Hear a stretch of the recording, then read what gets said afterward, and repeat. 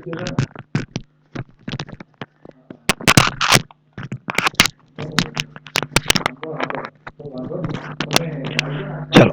વિદ્યાર્થી મિત્રો, આપણે ગયા વખતના લેક્ચરની અંદર ચેપ્ટર નંબર 12 પરમાણુ આપણે સ્ટાર્ટ કર્યું છે અને એને થોડુંક ઝડપથી રિવાઇઝ કરી અને આપણે આગળ વધીએ. તો સૌથી પહેલા આપણે જોયું કે પરમાણુ એ આપણને કઈ જગ્યાએ એનું સ્થાન જોવા મળે છે. તો જ્યારે કોઈ પદાર્થને આપણે તોડીએ, પદાર્થને તોડતા એ નાના નાના કણમાં વિભાજિત થાય છે અને એ કણને તોડતા એ અણુઓમાં વિભાજિત થાય છે અને એ અણુઓને પણ આપણે તોડીશું ત્યારે જઈને આપણને શું મળે છે? પરમાણુ મળે છે. બરાબર છે?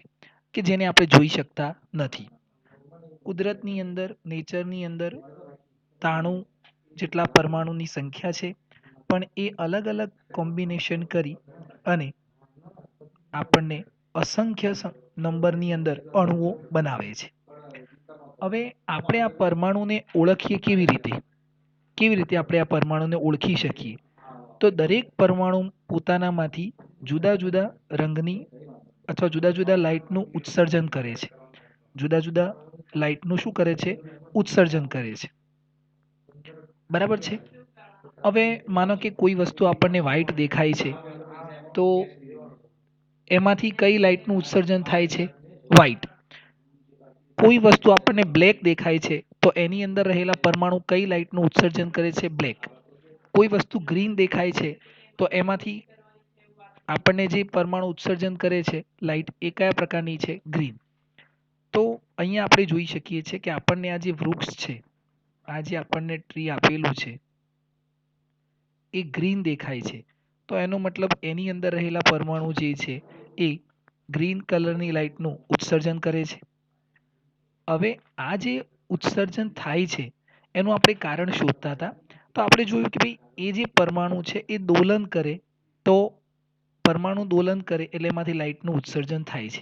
આ દેખાયું તમને? આ રીતે પ્રકાશનું ઉત્સર્જન થાય છે. પણ પછી આપણે જોયું કે આ પરમાણુને આપણે ખૂબ જ બંને વચ્ચે ખૂબ જ મોટું અંતર રાખી અને એક અહીંયા, બીજો અહીંયા, ત્રીજો અહીંયા, ચોથો અહીંયા, આટલા આટલા અંતરે આ પરમાણુને ગોઠવીએ તો એ દોલન નહીં કરે. પણ છતાં પણ એમાંથી લાઇટનું ઉત્સર્જન તો થાય જ છે.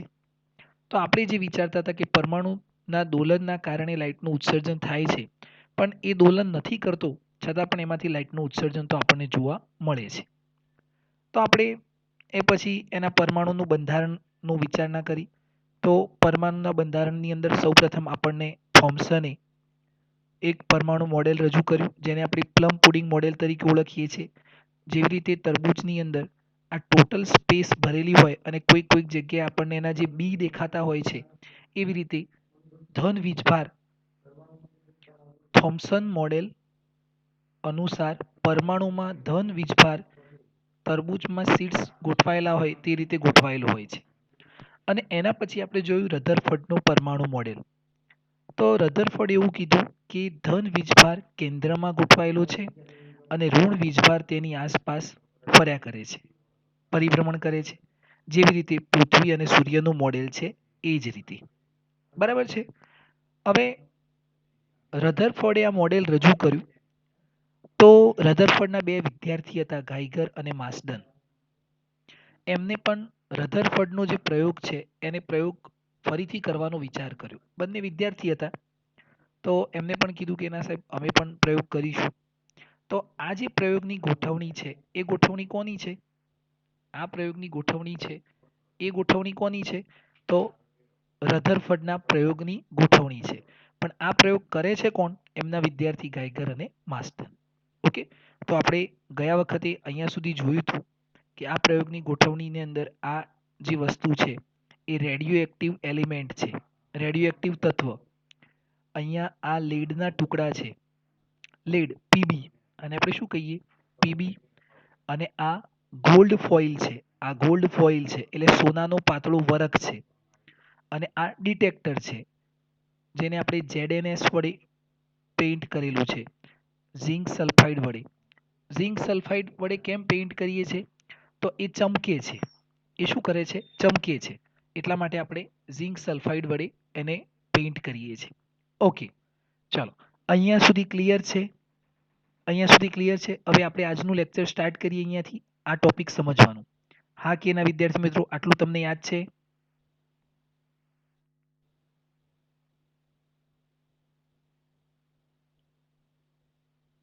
ઓકે, ચલો હવે આગળ વધીએ વિદ્યાર્થી મિત્રો. તમારા મેસેજ મને મળે છે. ઓકે, હવે આ પ્રયોગની અંદર આ ગાઈગર અને માસ્ડને શું પ્રયોગ કર્યો? તો ગાઈગર અને માસ્ડરનો પ્રયોગ હતો આલ્ફા કણનો પ્રયોગ. હવે આ જે રેડિયો એક્ટિવ તત્વ છે, રેડિયો એક્ટિવ તત્વ, એ રેડિયો એક્ટિવ તત્વમાંથી કયા કણ નીકળે છે? તો આલ્ફા કણ નીકળે છે. કયા કણ નીકળે છે? આલ્ફા કણ. હવે આમાંથી આલ્ફા કણ નીકળે છે અને એ આલ્ફા કણ આમ સ્ટ્રેટ જઈ અને આ સોનાનો જે પાતળો વરખ છે એના પર ટકરાય છે. કોના પર ટકરાય છે? સોનાના પાતળા વરખ પર એ ટકરાય છે. અહીંયા આપણે આને અલગ નોટ કરી દઈએ, માનો કે અહીંયા આગળ. ચાલો,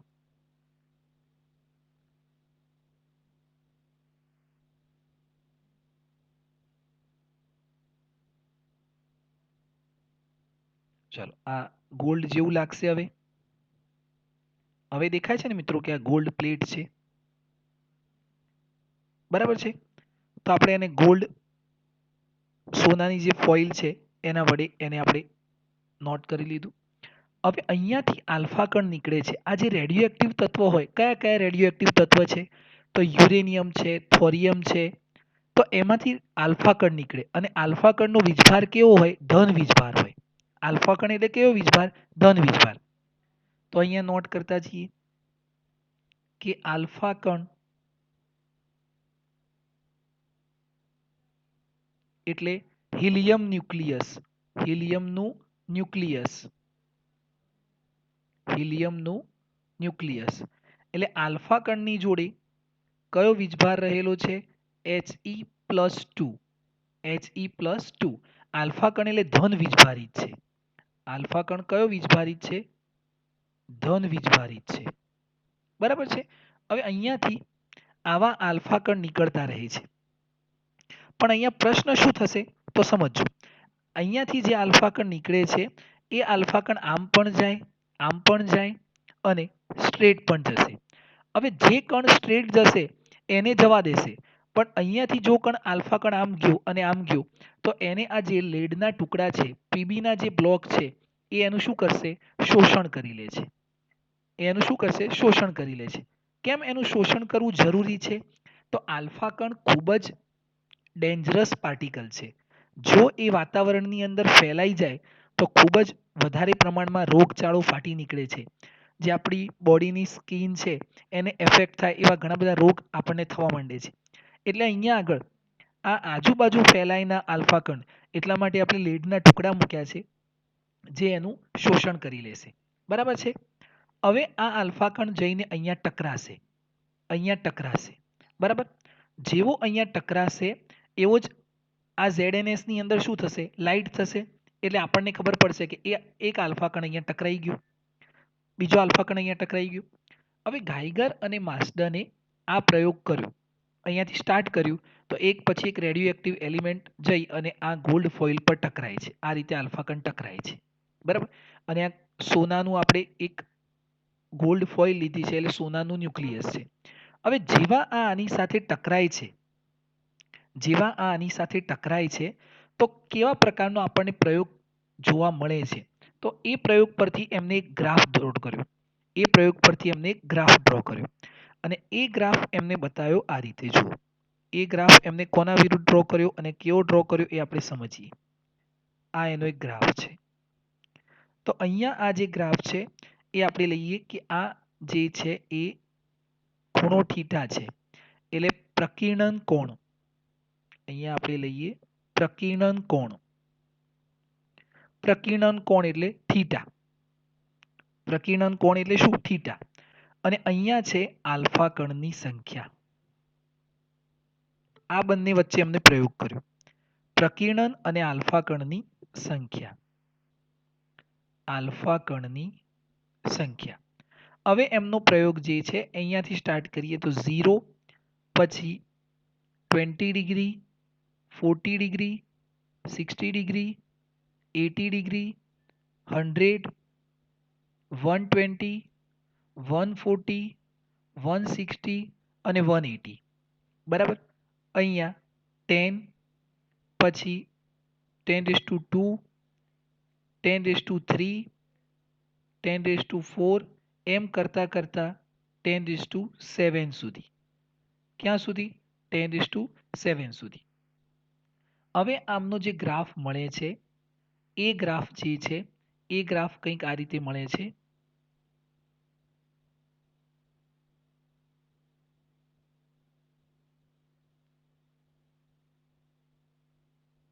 આ રીતનું એમનું ગ્રાફ મળે છે. હવે આ ગ્રાફ પરથી શું જાણવા મળે છે એને જરા સમજો. ખાસ ધ્યાન આપજો તો વધુ ખ્યાલ આવશે. આ 10^7 જે છે એનો એક પોઈન્ટ અહીંયા મળે છે. 10^7 નો પોઈન્ટ. અહીંયાથી જો હું એક સ્ટ્રેટ લાઈન ડ્રો કરું, તમારે સ્કેલની મદદથી ડ્રો કરવાની એટલે એક્ઝેક્ટલી આવશે. તો એ લાઈન જે છે એકદમ સ્ટ્રેટ મને અહીંયા મળશે. અને અહીંયા કેટલું? 10 ડિગ્રી. આ બધા એંગલ છે એટલે અહીંયા ડિગ્રી છે. 60 degree, 80 degree, 100 degree, 120 degree, 140 degree, 160 અને 180. પછી અહીંયા જો હું લઉં તો મને આ ગ્રાફ આટલો મળશે. અહીંયા હું લઉં તો પછી મને આ ગ્રાફ આટલો મળશે. બરાબર છે. પછી અહીંયા હું લઉં તો મને આ ગ્રાફ આટલો મળશે. બરાબર છે. આ રીતે મને આ ગ્રાફની અંદર આ રિઝલ્ટ જોવા મળ્યું. બરાબર. હવે આ રિઝલ્ટ પરથી બંને જણાએ શું તારણ કાઢ્યું એને જરા સમજો. જો અહીંયા સમજીએ કે આ એંગલ ક્યાં બને છે. હવે આ જે ડિટેક્ટર છે, આ ડિટેક્ટર માની લો કે અહીંયા સુધી આવી ગયું. આ ડિટેક્ટર અહીંયા આવી ગયું. તો કેટલાનો એંગલ બનશે? મને કોઈ જણાવશે? આ કેટલાનો એંગલ બની ગયો? આ એંગલ કેટલો બન્યો? ડિટેક્ટર જો અહીંયા આવી જાય 90 ડિગ્રી અસ્મિત, પ્રીત 90 ડિગ્રી, કૃષિ 90 ડિગ્રી, બરાબર છે, યશવી બરાબર છે. અહીંયા આવે તો કેટલો એંગલ બનશે? 90 ડિગ્રી. તો આ 90 ડિગ્રી. હવે માની લો કે અહીંયા આવી જાય તો કેટલો એંગલ બનશે? આ ડિટેક્ટર જો અહીંયા આવ્યું તો કેટલો એંગલ બને?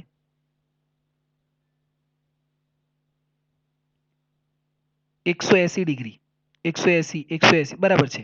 બરાબર. ખૂબ જ સરસ વિદ્યાર્થી મિત્રો. હવે જો અહીંયાથી આપણે સ્ટાર્ટ કરીએ. અહીંયા સમજો. હવે હું આને લઉં છું 0 ડિગ્રી. આને હું કેટલું લઉં? 0 ડિગ્રી. બરાબર છે, 180. પણ અહીંયાથી સ્ટાર્ટ કરીશું તો પણ આ 90 ડિગ્રી થાય ને.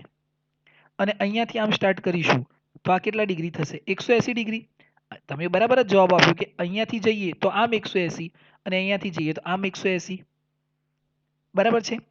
હવે એ જ રીતે જો આ ડિટેક્ટર આ તરફ ફરે, આ તરફ ફરશે તો આટલો જ એંગલ એ બાજુ પણ આવશે 0 થી 180 ડિગ્રી.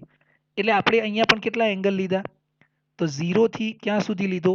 180 ડિગ્રી. બરાબર છે. હવે આપણે પ્રયોગ સ્ટાર્ટ કર્યો તો પ્રયોગની અંદર આપણને શું રિઝલ્ટ મળ્યું તમે જુઓ કે મોટાભાગના પરમાણુ એટલે કેટલા? તો 10⁷ ઘાત. 10⁷ પરમાણુ તો કેટલા એંગલ સુધીમાં જ પસાર થઈ જાય છે? 0 થી 10 ડિગ્રીની વચ્ચે જ. આ કેટલી ડિગ્રી? 10 ડિગ્રી. તો અહીંયાથી આપણને શું રિઝલ્ટ મળ્યું કે 0 થી 10 ડિગ્રીની વચ્ચે સૌથી વધુ આલ્ફા કણનો ભાગ એ નીકળી જાય છે. કેટલો ભાગ? 10⁷ ઘાત. તો અહીંયા આપણે જોયું કે જ્યારે આ એંગલ અહીંયા 0 અને માની લો કે અહીંયા એંગલ 10 ડિગ્રી બને છે.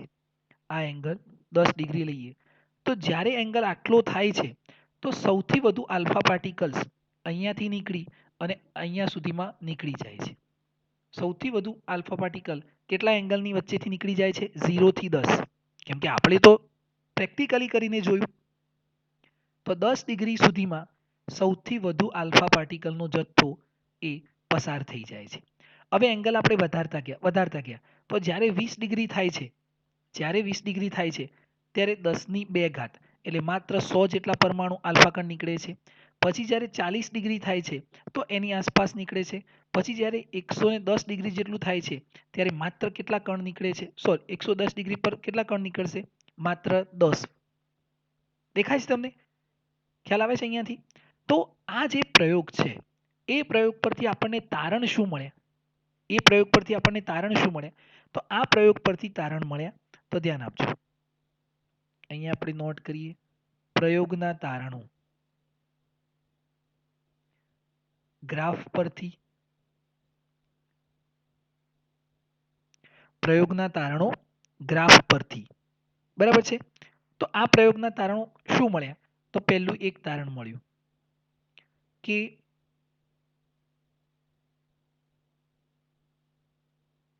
મોટા ભાગના આલ્ફા કણ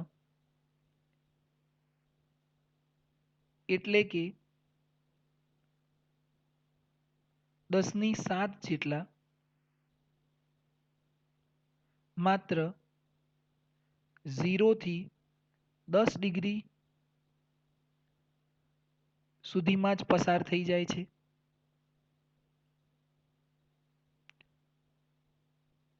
આટલા કણ તો માત્ર 0 થી 10 ડિગ્રી સુધીમાં જ પસાર થઈ જાય છે.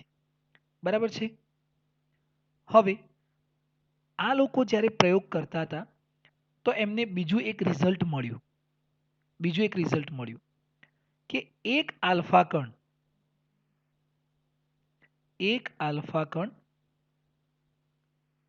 ટોટલ કેટલામાંથી 8000 માંથી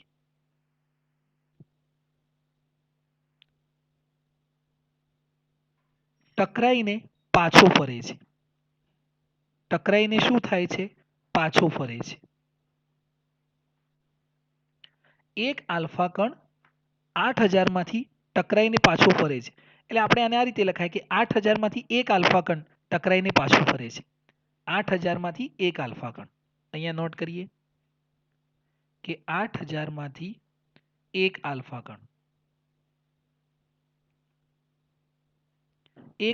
કણ પાછો ફરે છે. કેવી રીતે? અહીંયા આગળ કે અહીંયાથી જ્યારે આલ્ફા કણ ટકરાશે આના ઉપર તો એક આલ્ફા કણ અહીંયાથી ટકરાઈ અને પાછો ફરે છે. જેવી રીતે અહીંયા આલ્ફા કણ ટકરાયો અને પાછો ફર્યો. પણ આવા કેટલા આલ્ફા કણોમાંથી? તો મિનિમમ આપણને 8000 કીધા છે પણ એવું જરૂરી નથી. એ આંકડો સરેરાશ છે. આપણે તો શબ્દ વાપરવાનો કે લાખો હજારો આલ્ફા કણ જ્યારે નીકળી જાય છે પણ એમાંથી એક આલ્ફા કણ પાછું ફરે છે. હવે આ લોકોએ આ ગ્રાફ તૈયાર કર્યો, આ બધું સમજી ગયા અને પછી એમને આ જે પ્રયોગના તારણો હતા એ પ્રયોગના તારણો રધરફોર્ડને જઈ અને વર્ણન કર્યું કે સાહેબ અમે આ રીતનો પ્રયોગ કરીએ છીએ તો અમને આવું જોવા મળ્યું. હવે રધરફોર્ડ તો શોક થઈ ગયું કેમ કે રધરફોર્ડે પોતે પહેલા આ પ્રયોગ કર્યો હતો પણ એને આવું રિઝલ્ટ નહોતું મળ્યું. એને ધ્યાનમાં નહોતું લીધું કે કોઈ એક કણ પણ પાછો આવે છે. એ તો શું સમજતો હતો કે જેટલા બી આલ્ફા કણ ટકરાય છે આમાંથી જેટલા આલ્ફા કણ અહીંયા ટકરાય છે એ બધા જ શું થાય છે? નીકળી જાય છે. પણ આ લોકોએ કીધું કે ના, એક આલ્ફા કણ તો પાછો ફરે છે. તો એ શોક થઈ ગયા કે એક આલ્ફા કણ પણ જો પાછો ફરતો હોય તો પાછા ફરવા માટેનું કંઈક તો કારણ જોઈએ. શું કારણ હોવું જોઈએ? તો સિમ્પલ આપણે વિચાર્યું કે આ આલ્ફા કણ અહીંયા કોઈકની સાથે ટકરાતો હશે. આ જે સોનાનો વરખ છે એની અંદર જે પરમાણુ છે એની સાથે ટકરાતો હશે તો જ પાછો ફરતો હશે. અધરવાઇઝ તો પાછો નહીં ફરે. ખ્યાલ આવે છે? તો એના માટે આપણે જોયું કે જ્યારે સોનાનો પાતળો વરખ લઈએ છીએ તો સોનાનો પાતળો વરખ, હવે સોનાની જે પટ્ટી છે એ આપણે કેટલી પાતળી કરી છે? તો આ જે સોનાની પટ્ટી છે એને આપણે ધ્યાન આપજો.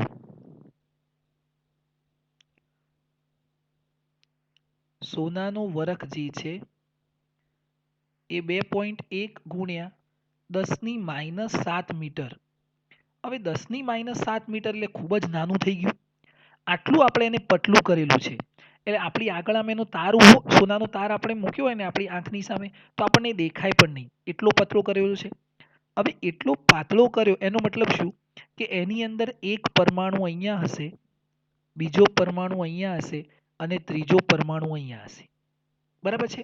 આ રીતે જોડાયેલા હશે. અહીંયા સ્પેસ હશે, અહીંયા સ્પેસ હશે.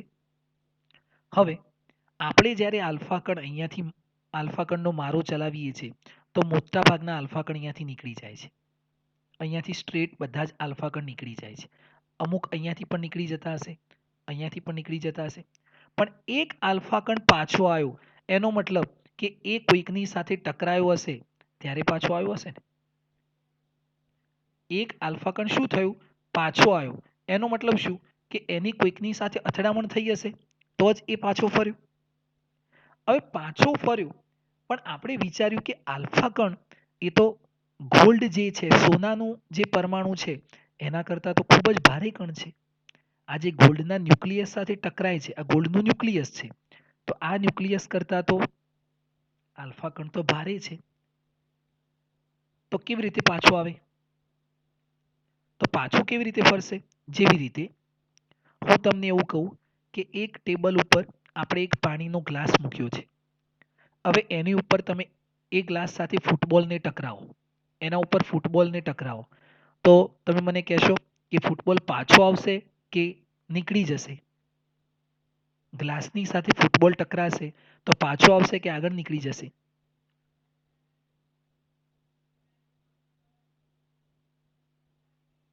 નીકળી જશે. બરાબર. બીજું કોઈ? યસ. હજુ કોઈ વિદ્યાર્થી મિત્રો?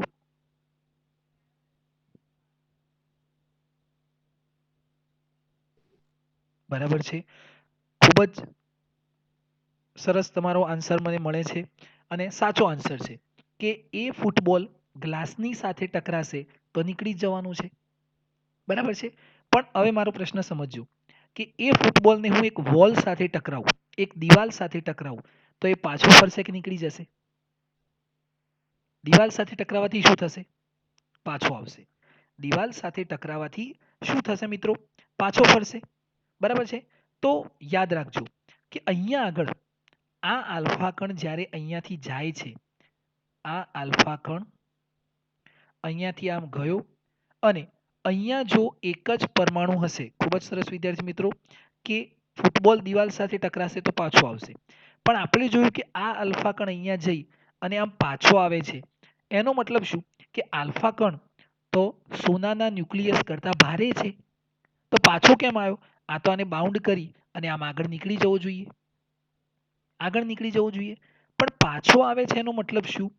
તો આ રધરફોર્ડે વિચાર્યું કે અહીંયા એક ન્યુક્લિયસ નથી, એક પરમાણુ નથી, અહીંયા ઘણા બધા છે. આવી રીતે એક દિવાલ બનેલી છે. આવી રીતે શું બનેલું છે? એક દિવાલ બનેલી છે. હવે તમે વિચારો કે આ દિવાલ સાથે આલ્ફા કણ ટકરાશે તો આરામથી પાછો આવી જશે. કેમ કે આના કરતાં આનું દળ કેવું થઈ જશે? ઓછું થઈ જશે. પણ અહીંયા જો એક જ કણ હોય તો આને બાઉન્ડ કરી અને શું થશે? નીકળી જશે. પણ પાછો આવે છે એનો મતલબ કે ત્યાં આગળ એક ધન વીજભાર નથી, ઘણા બધા પરમાણુ કેન્દ્રિત થયેલા છે. તો રધરફોર્ડે અહીંયાથી આપણને એક જે એનું સૂચન કર્યું અને આપણને એનું એક મંતવ્ય જણાવ્યું કે આ કેન્દ્રની અંદર અહીંયા જે કેન્દ્ર છે, આ જે કેન્દ્ર છે એ કેન્દ્રની અંદર ઘણા બધા ધન વીજભાર એકઠા થયેલા છે. ઘણા બધા ધન વીજભાર એકઠા થયેલા છે. હવે એને કીધું એ બરાબર છે. કેમ કે એનો જે મંતવ્ય હતું શું હતું? પરમાણુ મોડેલ શું હતું? કે ધન વીજભાર કેન્દ્રમાં ગોઠવાયેલો છે અને ઋણ વીજભાર તેની આસપાસ ફર્યા કરે છે. પણ એક ધન વીજભાર નથી. ત્યાં કેટલા બધા ધન વીજભાર છે? ઘણા બધા ધન વીજભાર છે. હવે આપણે વિચારીએ કે જો ઘણા બધા ધન વીજભાર હોય, આલ્ફા કણ પણ ધન વીજભાર છે અને આ જે સોનાનું ન્યુક્લિયસ છે, તો આપણે જાણીએ છીએ કે ન્યુક્લિયસની અંદર કયો ચાર્જ હોય? ધન વીજભાર જ હોય ને. તો આ પણ ધન વીજભાર છે. તો આલ્ફા કણ જો આ ન્યુક્લિયસ સાથે ટકરાશે તો રધરફોર્ડ એવું કહેવું છે કે અહીંયા એક નહીં પણ ઘણા બધા ધન વીજભાર છે. તો આપણને બીજો પ્રશ્ન થાય કે આ ધન અને ધન વચ્ચે તો અપાકર્ષણ થાય. પોઝિટિવ પોઝિટિવ વચ્ચે શું થાય? અપાકર્ષણ થાય. તો પછી આટલા બધા પોઝિટિવ ચાર્જ એ કેન્દ્રમાં કેવી રીતે ગોઠવાયેલા હશે? એ કેન્દ્રમાં કેવી રીતે ગોઠવાયેલા હશે? તો એ આપણે આગળ જતા સમજીશું કે આ ધન વીજભાર છે તો ધન અને ધન વચ્ચે તો શું થવું જોઈએ મિત્રો? ધન ધન વચ્ચે શું થવું જોઈએ? પોઝિટિવ ચાર્જ વચ્ચે શું થાય મિત્રો?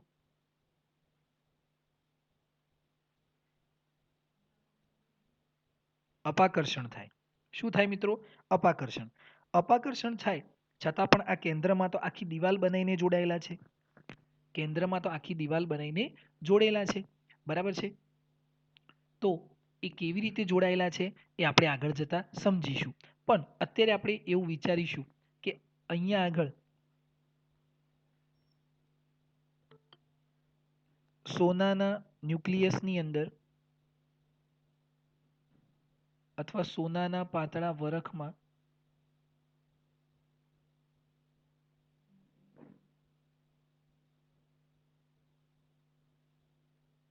ધન વીજભારની દિવાલ બનેલી છે,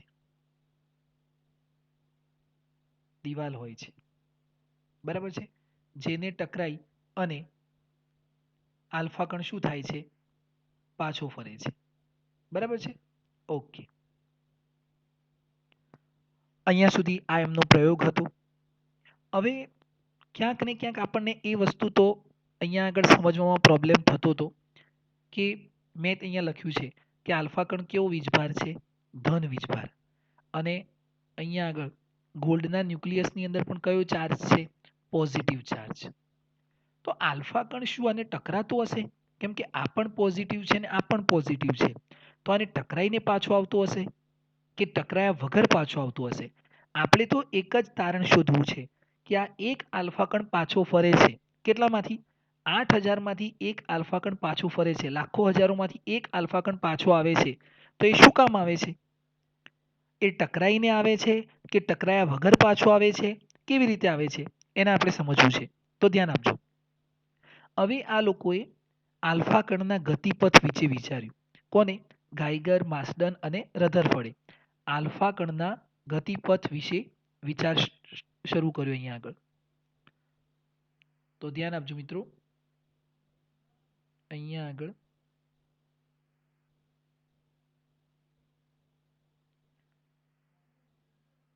આલ્ફા કણનો ગતિપથ,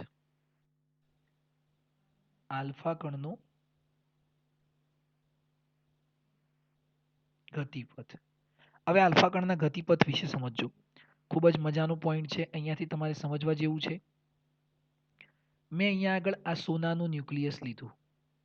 આ શું છે? સોનાનું ન્યુક્લિયસ. આ સોનાનું ન્યુક્લિયસ છે, બરાબર છે. સોનાનું ન્યુક્લિયસ એટલે અહીંયા જે આખો સોનાનો પટ્ટો જે હતો એની અંદર આ જેની સાથે ટકરાઈને પાછો આવે છે એટલું આપણે સોનાનું ન્યુક્લિયસ લીધું છે. હવે એક આલ્ફા કણ આમ જાય છે અને એ આમ સીધો નીકળી જાય છે. આ એક નંબરનો આલ્ફા કણ. બીજા નંબરનો આલ્ફા કણ આમ જાય છે અને આમ નીકળી જાય છે. પછી ત્રીજો આલ્ફા કણ આમ જાય છે અને આમ નીકળી જાય છે. પછી એક આલ્ફા કણ આમ જાય છે અને આમ ફરી જાય છે. અને એક આલ્ફા કણ આમ જાય છે સ્ટ્રેટ એના કેન્દ્ર તરફ, અને એ આમ કેન્દ્ર તરફ જતું હોય છે અને અહીંયાથી પાછો ફરી જાય છે, બરાબર. આ 3 નંબરનો આલ્ફા કણ, આ 4 નંબરનો આલ્ફા કણ અને આ 5 નંબરનો આલ્ફા કણ. અત્યાર સુધી આપણે શું વિચારતા હતા કે આ આલ્ફા કણ જાય છે, આને ટકરાય છે અને પાછો ફરે છે. પણ આપણા મનની અંદર ક્યાંક તો ચાલતું હતું કે આ પણ ધન વીજભાર છે અને આ પણ ધન વીજભાર છે, તો શું પોઝિટિવ પોઝિટિવ સાથે ટકરાશે? તો આપણે એના ગતિપથનો વિચાર કર્યો. હવે ગતિપથની અંદર જોજો, આ ન્યુક્લિયસનું સેન્ટર છે, બરાબર. આ આલ્ફા કણ નંબર 1 છે, આલ્ફા કણ. અને આલ્ફા કણ જોડે કયો વીજભાર હોય? ધન વીજભાર. આની જોડે પણ કયો વીજભાર છે? ધન વીજભાર. એટલે ધન અને ધન વચ્ચે શું થાય? અપાકર્ષણ, બરાબર. તો આપણે જોયું કે આ આલ્ફા કણ અહીંયાથી જાય છે, પણ આ ન્યુક્લિયસ અને આલ્ફા કણ વચ્ચે ખૂબ જ વધારે અંતર છે, એટલે બંને વચ્ચે વધારે અપાકર્ષણ થતું નથી અને આ સીધો નીકળી ગયો. હવે પહેલા કરતા બીજો એ ન્યુક્લિયસની નજદીક છે, એટલે આ આલ્ફા કણ અહીંયા સુધી આવે છે, પછી એને આમ જવાનું હોય છે, આમ જવાનું હોય છે. પણ એમ જવાના બદલે એ શું થાય છે? તો આમ જવાના બદલે એ આમ બેન્ડ થઈ ગયો, આ 2 નંબરનો આલ્ફા કણ. કેમ? તો પહેલા કરતા એ નજદીક છે આ ન્યુક્લિયસ કરતા, એટલે એમની વચ્ચે અપાકર્ષણ વધારે થશે, એટલે આમ વળી ગયો.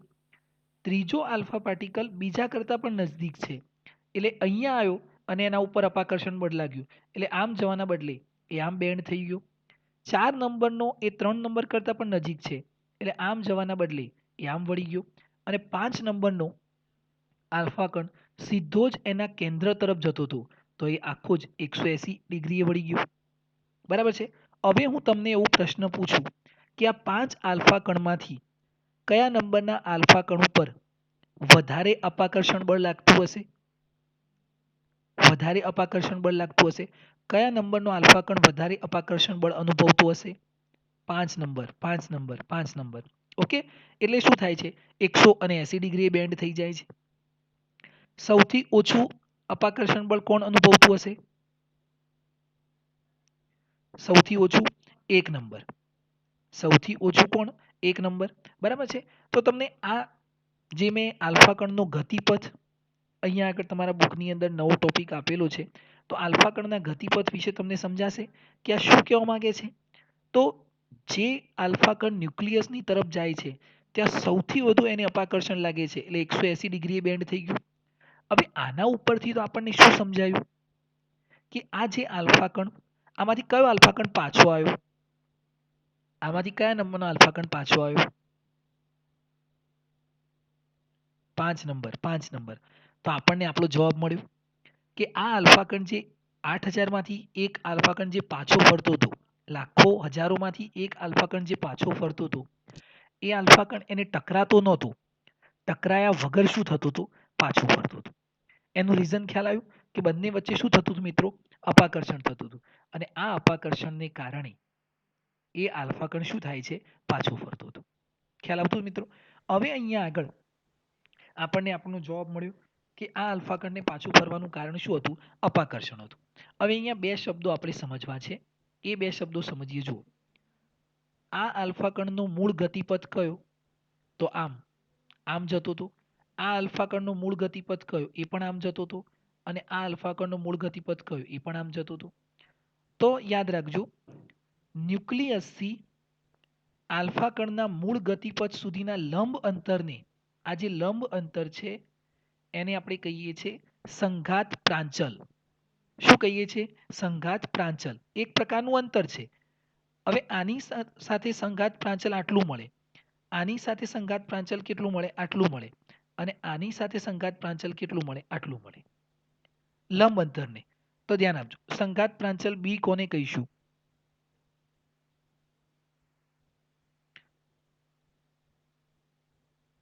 સંઘાત પ્રાંચલ અંતર બી કોને કહીશું? તો આલ્ફા કણના મૂળ ગતિપથ થી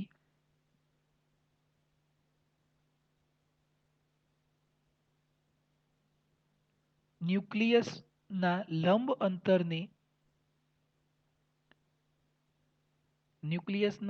અંતરને શું કહે છે? સંઘાત પ્રાંચલ બી કહે છે. ચલો, સંઘાત પ્રાંચલ અંતર બી કોને કહેવાય એ ખ્યાલ આવશે દરેક મિત્રોને.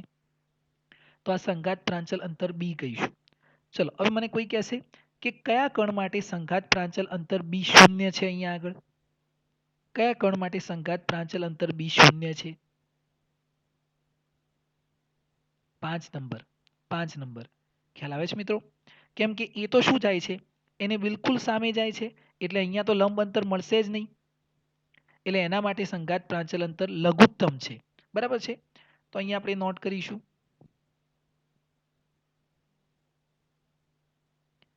કે આલ્ફા કણ 5 માટે અંતર બી લઘુત્તમ છે. શૂન્ય છે પણ આપણે લખીશું લઘુત્તમ છે. બરાબર છે? ઓકે, ચલો આ એક અંતર ખ્યાલ આવી ગયો. હવે બીજો એક અંતર વિશે આપણે અહીંયા નોટ કરવાનું છે. બીજા એક અંતર વિશે આપણે નોટ કરીએ અને એને સમજો મિત્રો. અહીંયાથી આ જે આલ્ફા કણ આમ જાય છે અને અહીંયા જઈ અને આ પાછો ફરી ગયો. બરાબર છે? તો કેટલા અંતરથી પાછો ફર્યો? તો આટલા અંતરથી પાછો ફર્યો. આ અંતરને આપણે કહીએ છીએ ડી અંતર. અને આને આપણે આમ તો ઇંગ્લિશમાં કહીએ તો ક્લોઝેસ્ટ એપ્રોચ કહેવાય. મિનિમમ અંતર કે જ્યાંથી એ પાછો ફરે છે. બરાબર છે. તો અહીંયા આગળ નોટ કરીએ. આ એક તો વધારે હેરાન કરે છે આપણને.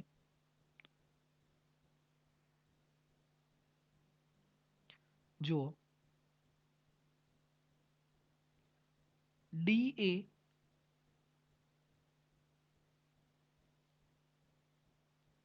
લઘુત્તમ અંતર છે કે જ્યાંથી આલ્ફા કણ પાછો ફરે છે. આલ્ફા કણ પાછો ફરે છે. આ ડી એ લઘુત્તમ અંતર છે કે જ્યાંથી આલ્ફા કણ શું થાય છે? પાછો ફરે છે. ઓકે. હવે અહીંયા આગળ આ બંને વચ્ચે કેટલું અપાકર્ષણ બળ લાગતું હશે? બંને વચ્ચે કેટલું અપાકર્ષણ બળ લાગતું હશે? તો એ અપાકર્ષણ બળ શોધવા માટે આપણે સૂત્રનો ઉપયોગ કરવો પડે. હવે બંને વચ્ચે અપાકર્ષણ બળ લાગે છે. કોના વચ્ચે? તો આલ્ફા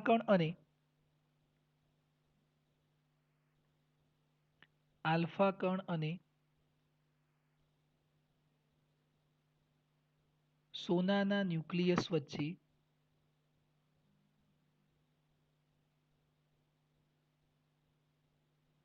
લાગતું અપાકર્ષણ બળ.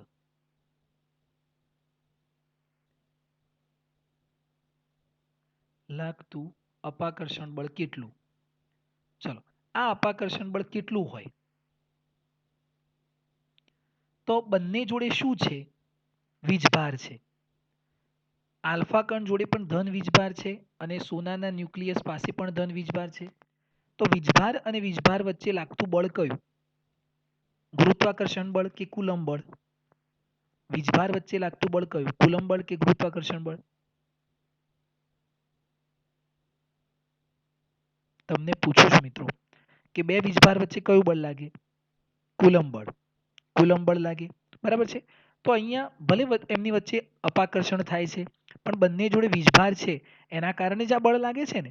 તો એમની બળની ગણતરી કયા સૂત્ર પરથી થાય? કુલંબ બળના સૂત્ર પરથી. તો સૂત્ર શું છે? F is equal to 1/4π0 Q1 Q2 upon R square. ચલો, આ સૂત્ર છે. બરાબર. હવે આ સૂત્ર અહીંયા કેવી રીતે સેટ થશે? તો આ સૂત્રને આપણે આ રીતે સેટ કરીશું.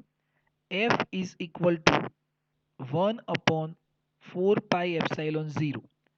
Q1 ની જગ્યાએ હું લખું છું 2 into E અને Q2 ની જગ્યાએ હું લખું છું Z into E divide by R square. આ સૂત્ર બની ગયું. હવે તમે કહેશો કે આ સૂત્રની અંદર Z ને આ બધું ક્યાંથી આવી ગયું?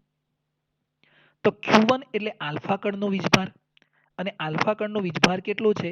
તો આલ્ફા કણ ધન વીજભારિત છે અને આલ્ફા કણ જોડે કેટલા પ્રોટોન છે? 2 પ્રોટોન છે. એટલે આલ્ફા કણ બરાબર 2 into E.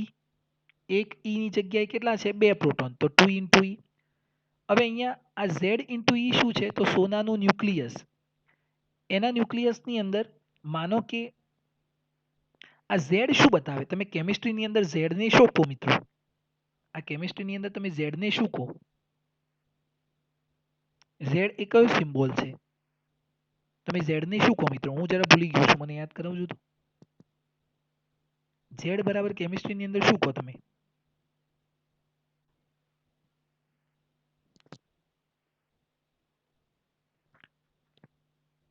પરમાણુની સંખ્યા. અસ્મિત. બીજા કોઈ વિદ્યાર્થી મિત્રો? પરમાણુ ક્રમાંક. તો યાદ રાખજો મિત્રો, આપણે એને પરમાણુ ક્રમાંક કહીએ છીએ. બરાબર. તો સોનાનો પરમાણુ ક્રમાંક કેટલો? 79. સોનાનો પરમાણુ ક્રમાંક કેટલો? 79. તો અહીંયા નોટ કરીએ. ગોલ્ડ માટે Z કેટલું છે? 79. હવે એક જોડે E જેટલો પરમાણુ હોય, E જેટલો વીજભાર હોય E એટલે 1.6 ઇન્ટુ 10⁻90, તો 79 પાસે કેટલો, તો 79 ઇન્ટુ E થાય. ચલો હવે આ ખ્યાલ આવ્યો દરેક મિત્રોને કે Q1 એટલે 2 ઇન્ટુ E એટલે આલ્ફા કણનો વીજભાર અને Q2 એટલે Z ઇન્ટુ E એટલે સોનાનો વીજભાર. ચલો યસ ઓર નો, સમજાયું મિત્રો? આટલું સમજાયું કે ના સમજાયું?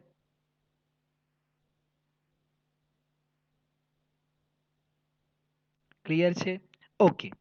હવે અહીંયા આગળ આપણે બીજી એક વસ્તુ સમજવી છે, ધ્યાન આપજો.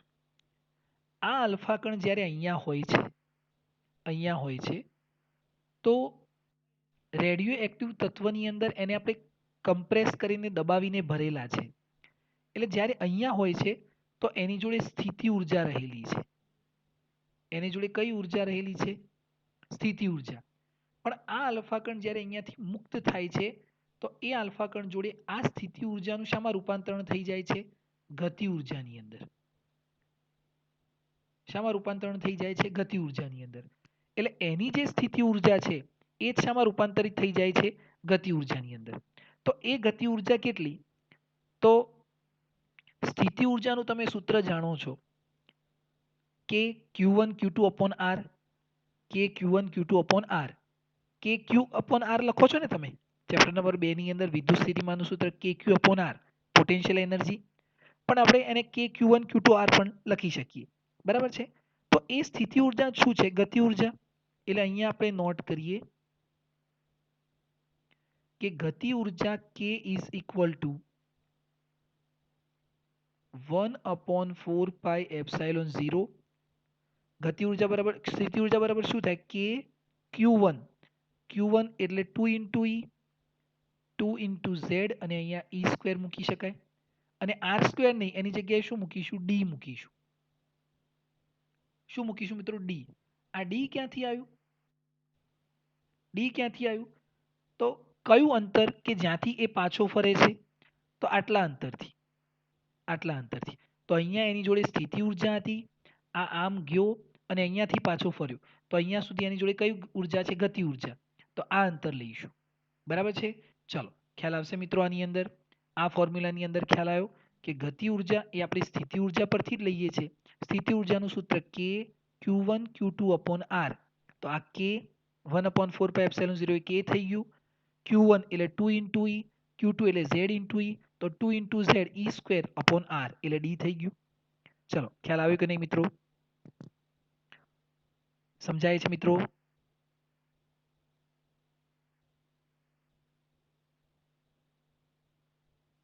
ઓકે. તો આ ખૂબ જ અગત્યનું સૂત્ર છે. આની અંદરથી તમે ઉદાહરણ તમને આપેલું છે એ તમારે જોવાનું કે D ઇઝ ઇક્વલ ટુ, ઘણીક વાર આને આ રીતે પણ સૂત્ર મૂક્યું છે કે 1/4πε is equal to 2Z E square. અને આ K શું છે? ગતિ ઉર્જા. આ K ગતિ ઉર્જા છે મિત્રો, અને આ K શું છે? કોન્સ્ટન્ટ છે. બરાબર? તો આપણે આ D અંતર પણ શોધી શકીએ છીએ કે મિનિમમ એ કેટલા અંતરથી પાછો આવે છે. હવે આ અંતર પરથી આપણે શું સમજી શકીએ? આ જે અંતર છે D, એના પરથી આપણે શાની ગણતરી કરી શકીએ? તો આ જે D અંતર છે એના ઉપરથી આપણે ન્યુક્લિયસની સાઇઝ નક્કી કરી શકીએ છીએ. શું નક્કી કરી શકીએ છીએ? ન્યુક્લિયસની સાઇઝ. તો અહીંયા આપણે નોટ કરીએ કે અંતર D પરથી ન્યુક્લિયસની સાઇઝ નક્કી થાય છે. સાઇઝ એટલે પરિમાણ. સાઇઝ એટલે પરિમાણ નક્કી થાય છે. નક્કી થાય. ચલો કેવી રીતે આ ડી ઉપરથી એનું પરિણામ નક્કી કરી શકાય, ન્યુક્લિયસની સાઇઝ નક્કી કરી શકાય? સમજીએ. માનો કે અહીંયા આગળ આ એક ન્યુક્લિયસ છે, આટલું ન્યુક્લિયસ છે, અને આ ન્યુક્લિયસની ત્રિજ્યા 3 જેટલી છે. 3. હવે એક આલ્ફા કણ અહીંયાથી આવ્યો અને અહીંયાથી પાછો ફરી ગયો. તો અહીંયાથી આ જે સેન્ટર સુધીનું અંતર છે, પાછા ફરવા સુધીનું અંતર, એ માની લો કે 6 છે. કેટલું છે? 6. તો કેટલા અંતરથી પાછો ફર્યો? તો આપણે કહીશું કે આ 3 છે, તો કેટલા અંતરથી પાછો ફર્યો? 3 જેટલા અંતરથી પાછો ફર્યો. બરાબર છે? પણ ટોટલ અંતર કેટલું? 6. હવે આ 6 અંતરથી પાછો ફરે, આપણે માપ્યું તો આપણને જાણવા મળ્યું કે ભાઈ 6 સેન્ટીમીટરથી પાછો ફરે છે. એનો મતલબ શું કે આ ન્યુક્લિયસની જે ત્રિજ્યા છે એના કરતાં આ અંતર કેવું છે, વધારે છે. અને હું એવું કહું કે આ 6 કરતાં 6 ગ્રેટર દેન 3 અને આ રીતે લખવું હોય તો 3 લેસ દેન 6. એનો મતલબ શું કે ન્યુક્લિયસની ત્રિજ્યા એ આ અંતર કરતાં તો નાની જ છે. ફરીથી સમજો, આ ન્યુક્લિયસ છે, અહીંયા આગળ આ છે 2, એક કણ આવ્યો અને અહીંયાથી પાછો ફરી ગયો, અને આ છે 4. એનો મતલબ શું કે બે ન્યુક્લિયસની ત્રિજ્યા એ જે અંતરથી પાછો ફરે છે એના કરતાં તો નાની જ છે. હવે માનો કે આવું હોય તો આ એક ન્યુક્લિયસ લીધું આપણે અને ન્યુક્લિયસની ત્રિજ્યા આટલી છે 5 અને એક આલ્ફા કણ અહીંયાથી પાછો ફર્યો, અહીંયાથી. પણ આવું શક્ય થશે મિત્રો? નહીં થાય, કેમ કે આ પણ ધન વીજભાર છે અને આ પણ ધન વીજભાર છે. એટલે બંને વચ્ચે શું થવાનું? અપાકર્ષણ. હંમેશા શું થવાનું? અપાકર્ષણ. એટલે આ આને ટકરાશે તો નહીં જ, હંમેશા એને ટકરાયા વગર જ પાછો આવશે. તો જ્યારે ટકરાયા વગર પાછો ફરે એનો મતલબ શું કે અહીંયાથી આમ ગયો અને અહીંયાથી પાછો ફર્યો, આની ત્રિજ્યા 1 હોય તો આ જે પાછો ફરે છે એ 2 થી પાછો ફરતું હોય તો હંમેશા એને ટકરાયા વગર પાછો ફરશે. તો એનો મતલબ શું કે આ જે 2 છે એના કરતાં તો ન્યુક્લિયસની ત્રિજ્યા તો નાની જ હોવાની. હંમેશા ન્યુક્લિયસની ત્રિજ્યા કેવી હોવાની? નાની હોવાની. તો જ્યાંથી આલ્ફા કણ પાછો ફરે છે, કેટલા અંતરથી પાછો ફરે છે? ડી જેટલા અંતરથી. તો આ અંતર કરતાં તો આ ન્યુક્લિયસની ત્રિજ્યા કેવી રહેવાની? નાની જ રહેવાની. તો માનો કે હું તમને એવું કહું કે ન્યુક્લિયસ આલ્ફા કણ જે છે એ 1 જેટલા અંતરથી પાછો ફરે છે. સમજો, આલ્ફા કણ કેટલા અંતરથી પાછો ફરે છે? 1 જેટલા અંતરથી પાછો ફરે છે. તો ન્યુક્લિયસની ત્રિજ્યા કેટલી હશે? 2.5 કે 3? આ ત્રણમાંથી કયો ઓપ્શન આવે? 2.5 કે 3? કયો ઓપ્શન આવે? 0.5. 0.5.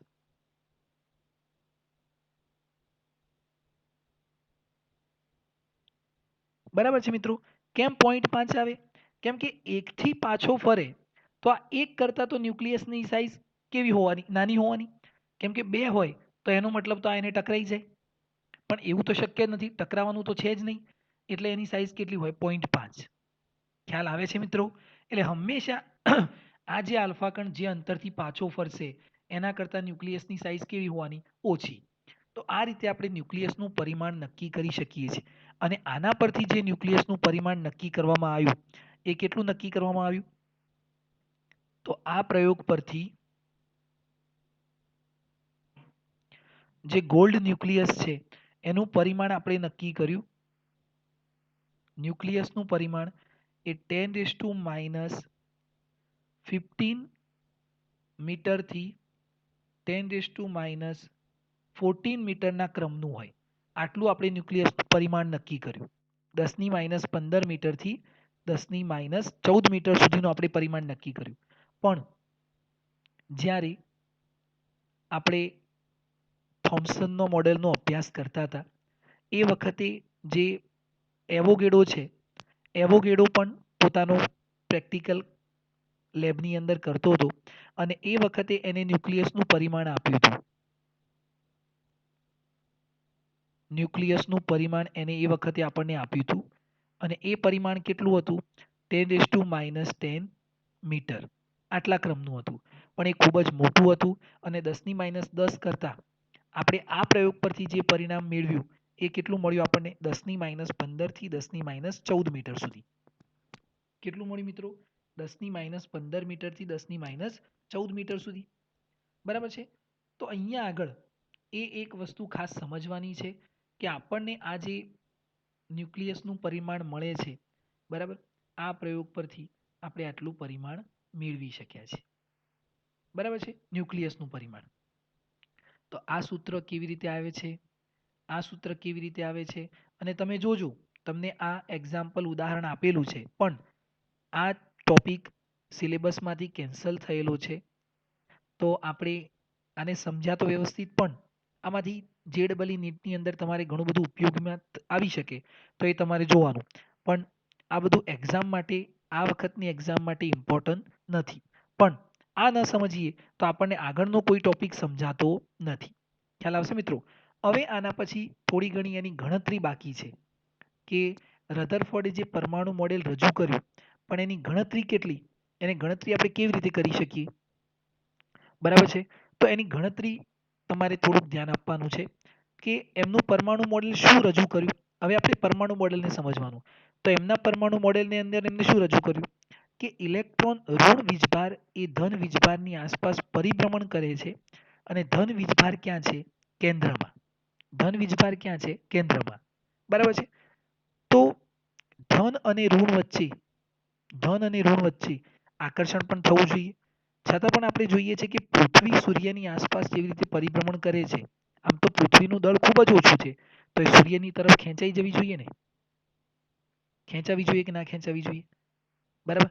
છતાં પણ એ ખેંચાતી નથી અને સતત પરિભ્રમણ કર્યા કરે છે. એવી જ રીતે ઇલેક્ટ્રોન પાસે એક સ્પીડ છે, જે સ્પીડના કારણે એ ઇલેક્ટ્રોન જે છે એ ધન વીજભાર તરફ ખેંચાતો નથી, પણ કન્ટિન્યુઅસ પરિભ્રમણ કર્યા કરે છે. હવે આ પરિભ્રમણ કરવા માટે કયા પ્રકારનું બળ જોઈએ? પરિભ્રમણ કરવા માટે કયા પ્રકારનું બળ જોઈએ? કોના કારણે પદાર્થ વર્તુળાકાર ગતિ કરી શકે? કયા બળના કારણે? કેન્દ્રગામી બળ. કયા બળના કારણે? કેન્દ્રગામી બળના કારણે. બરાબર છે? તો અહીંયા તમને આપણે નોટ કરીએ કે અહીંયા આ ધન વીજભાર છે, પોઝિટિવ, અને એની આસપાસ ઇલેક્ટ્રોન એટલે નેગેટિવ ચાર્જ એટલે ઇલેક્ટ્રોન આ પરિભ્રમણ કરે છે. તો આ બંને વચ્ચે આકર્ષણ થવું જોઈએ, પણ આકર્ષણ થતું નથી. આ કક્ષાની અંદર પણ જે ઇલેક્ટ્રોન છે એ પણ પરિભ્રમણ કરે છે, આકર્ષણ પણ થાય છે, છતાં પણ ખેંચાતો નથી. અહીંયા પણ ઇલેક્ટ્રોન છે અને સતત પરિભ્રમણ કર્યા કરે છે. તો આ ઇલેક્ટ્રોન જે વર્તુળાકાર ફરે છે એ ફરવા માટે જે કેન્દ્રગામી બળ જોઈએ એ કેન્દ્રગામી બળ કોણ પૂરું પાડે છે? તો એમની વચ્ચે લાગતું આકર્ષણ બળ. આવા શબ્દો આપણે વાપરી શકીએ કે એમની વચ્ચે લાગતું આકર્ષણ બળ એટલે કયું? કુલંબ બળ. કુલંબ બળના કારણે બંને એકબીજા વચ્ચે આકર્ષણ કરે, પણ એ ખેંચાતો નથી. કેમ? તો એની પાસે કેન્દ્રગામી બળ પણ છે એટલે એ સ્પીડથી ફર્યા કરે છે. તો આનું ગણતરી આ રીતે થાય. ધ્યાન આપજો મિત્રો કે કેન્દ્રગામી બળ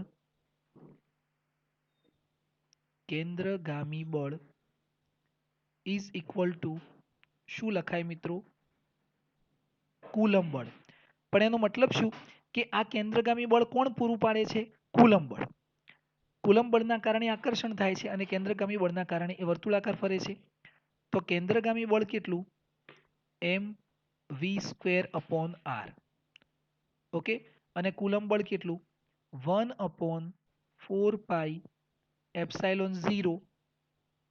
અને બંને વચ્ચેનું ચાર્જ કેટલું છે? E × E એટલે E²/r². બરાબર છે? E²/r E²/r². બરાબર છે? ધ્યાન આપજો મિત્રો. ઇલેક્ટ્રોનનો ચાર્જ કેટલો? E. અને ધન વીજભારનો ચાર્જ કેટલો? E. ઇલેક્ટ્રોનનો ચાર્જ -E લઈએ, પણ આપણે માઇનસ મૂકતા નથી આગળ. તમે એની કિંમત જાણો છો 1.6 × 10⁻−19. પણ ઓલરેડી એ કિંમત કેવી છે? -1.6 × 10⁻90. પણ આપણે માઇનસ મૂકતા નથી એટલે Q1 ની જગ્યાએ પણ E અને Q2 ની જગ્યાએ પણ E એટલે E² થઈ ગયું. ચલો, આવી જાય ખ્યાલ મિત્રો કે ના આવે? હા કે ના? ઓકે.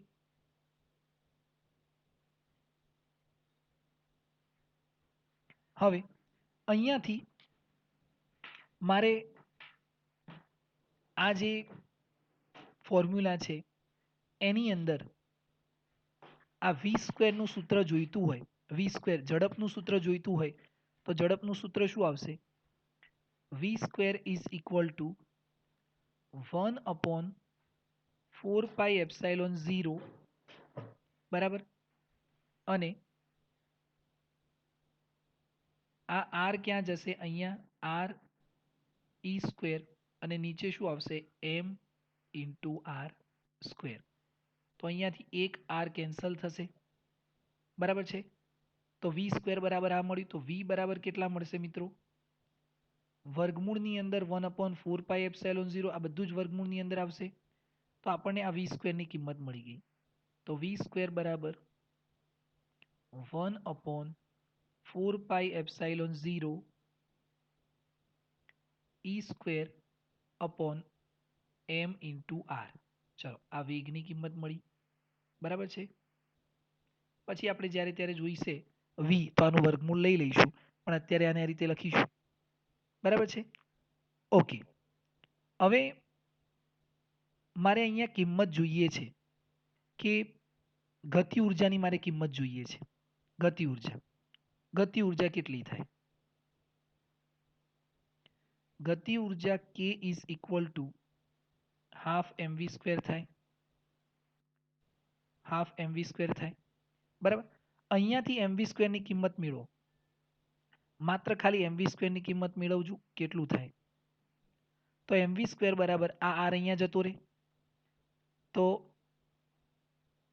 ઈ સ્ક્વેર 4πε0, આ આર અહીંયા જશે એટલે એક આર કેન્સલ થશે, એટલે અહીંયા શું આવશે? 4πε0 અપોન આર. આ ખ્યાલ આવે મિત્રો કે આર અહીંયા જશે તો એક આર કેન્સલ થઈ જશે, તો ઈ સ્ક્વેર અપોન 4πε0 ઇન્ટુ આર. આ કોની કિંમત મળી? mv સ્ક્વેરની. હવે અહીંયા હું કિંમત મૂકું હાફ. ચલો, mv સ્ક્વેરની કિંમત મૂકો તો ઈ સ્ક્વેર 4πε0 ઇન્ટુ આર. તો આ કોની કિંમત થઈ? ગતિ ઉર્જાની. કેટલી થઈ? ઈ સ્ક્વેર 8πε0 ઇન્ટુ આર. શું મળી મિત્રો? Kinetic energy. ચલો, આ ખ્યાલ આવી ગયો. આ સૂત્ર સમજાવ્યું મિત્રો તમને? ખૂબ જ અગત્યનું સૂત્ર છે. હવે આપણે સ્થિતિ ઉર્જા મેળવીએ. સ્થિતિ ઉર્જા. સ્થિતિ ઉર્જાનું સૂત્ર શું થાય? U is equal to M into G into H. સ્થિતિ ઉર્જાનું સૂત્ર શું થાય? mgh. આ ખ્યાલ આવ્યો કે ના આવે મિત્રો? એમ ઇન્ટુ જી ઇન્ટુ એચ આટલું થાય, બરાબર છે. ઓકે, હવે એમ ઇન્ટુ જી ઇન્ટુ એચ. તો અહીંયા આગળ આ mg એ શું છે? mg બરાબર શું થાય? F is equal two mg થાય ને. તો mg બરાબર શું? બળ. અને આ શું? h. તો અહીંયા બળની કિંમત કઈ મુકાય? કુલમ બળ. તો કુલમ બળની કિંમત કેટલી થાય? 1/4πε0 ઈ સ્ક્વેર અપોન આર સ્ક્વેર. અને એચની જગ્યાએ આ આર તો છે જ, એટલે એક આર કેન્સલ થઈ જાય. તો સ્થિતિ ઉર્જા યુ ઇઝ ઇક્વલ ટુ, હું અહીંયા નોટ કરું છું, માઇનસ ઈ સ્ક્વેર 4πε0 ઇન્ટુ આર. ચલો, આ કિંમત મળી. હવે માઇનસ કેમ મૂક્યું આપણે? માઇનસ કેમ મૂક્યું મિત્રો? તો માઇનસનું કારણ છે, ધ્યાન આપજો, આ અહીંયા આગળ જમીનનું લેયર છે. અહીંયાથી એક ક્રિકેટ બોલને તમે અહીંયા મૂકી દીધો તો આટલી એની હાઈટ બની ગઈ. અહીંયા હશે ત્યારે સ્થિતિ ઉર્જા મેક્સિમમ હશે અને નીચે હશે ત્યારે ગતિ ઉર્જા મેક્સિમમ હશે. તો આપણે આને નીચેની તરફ ખેંચીએ છીએ, આ તરફ, પણ એ જાય છે ક્યાં? ઉપરની તરફ. તો એ આપણે લગાવેલા બળની વિરુદ્ધ જઈને અહીંયા જાય છે. આની અંદર સ્થિતિ અહીંયા છે, આ ઇલેક્ટ્રોન અહીંયા છે. આ ઇલેક્ટ્રોનનું સ્થાન આમ તો ક્યાં હોવું જોઈએ? તો ઇલેક્ટ્રોન દોડીને અહીંયા આવવો જોઈએ. કેમ? કેમ કે આની વચ્ચે એની સાથે શું થવું જોઈએ? આકર્ષણ થવું જોઈએ. પણ અહીંયાથી આપણે છૂટો કરી અને ક્યાં મૂકી દીધો? કક્ષાની અંદર. તો આપણે આપણી બળની વિરુદ્ધ દિશામાં એને અહીંયા લઈ ગયા, એટલા માટે શું આવે છે? માઇનસ આવે છે. એટલા માટે શું આવે છે? માઇનસ આવે છે, બરાબર છે. તો ઋણ સાઇન શું બતાવે છે? અંતર બતાવે છે. બરાબર. ચલો આ સ્થિતિ ઉર્જા આવી ગઈ. હવે મને કહેશે કોઈ કુલ ઉર્જા કેટલી થશે? કુલ ઉર્જા કેટલી થશે? કુલ ઉર્જા બરાબર શું? ગતિ ઉર્જા વત્તા સ્થિતિ ઉર્જા. તો આ કુલ ઉર્જા કેટલી થશે? કુલ ઉર્જા કેટલી થશે મને જરા જણાવશો?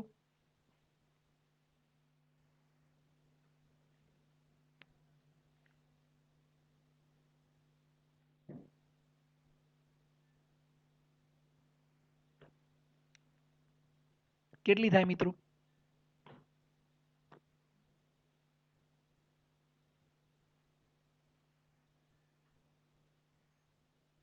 ધ્યાન આપજો મિત્રો. ગતિ ઉર્જાનું સૂત્ર મૂકીએ.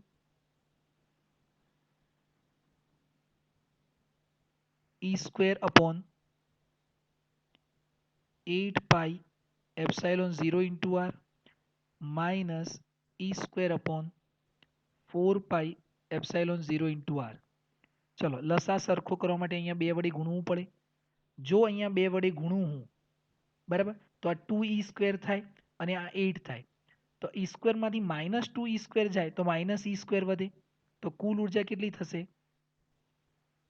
-E² अपॉन કેટલા આવશે? 8 પાઈ એપ્સિલોન 0 ઇન્ટુ આર. આ શું આવ્યું મિત્રો? કુલ ઉર્જા E, મેકેનિકલ એનર્જી. ચલો હવે સ્વયં વિચારી અને મને જણાવજો કે આ સૂત્રોની અંદર તમને ખ્યાલ આવ્યો કે ના આવ્યો? આ સૂત્રોની અંદર તમને ખ્યાલ આવ્યો કે ના આવ્યો?